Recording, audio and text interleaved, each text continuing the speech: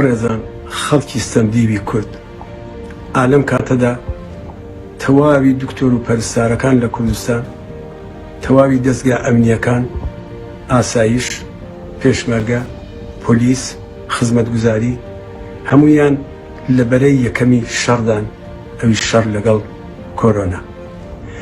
ئێمە وێڕای سپاس پێزانین بۆ هەمویان دەبێت ئەوە لە بەرچاو بگرین کە ئەم ماوەیە لە ماڵدا بمێنینەوە. ئەگەر ئێمە ئەم ڕێنوێنیانە لە بەرچاو بگرین و بتوانین بە پێ ئەم ڕێنمایانەی کە وەزارەتی تەندروستی بە تایبەت و هەروەها حکوومەتی کوردستان دایناون لە بەرچاو بگرین و لە ماڵدا بمێنینەوە، ئەتوانین ئەم کێشەیە چارەسەر بکەین.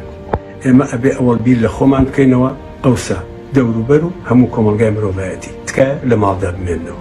ساڵا بێشار شاعیر و نووسەر بەمانەوەمان لە ماڵەکانی خۆماندا وەک پێڕەوکردنی ڕێنمایەکانی وەزارەتی تەندروستی دەتوانین شیانی خۆمان و خێزان و ئازیزانمان بپارێزین. بەم خۆپاراستنەش بەڕاستی دەتوانین بە زەرەرێکی زۆر کەمەوە لەم ئافاتە جیهانیە دەربچین. بە هیوای سەلامەتی تەندروستی بۆ هەموو لایەک.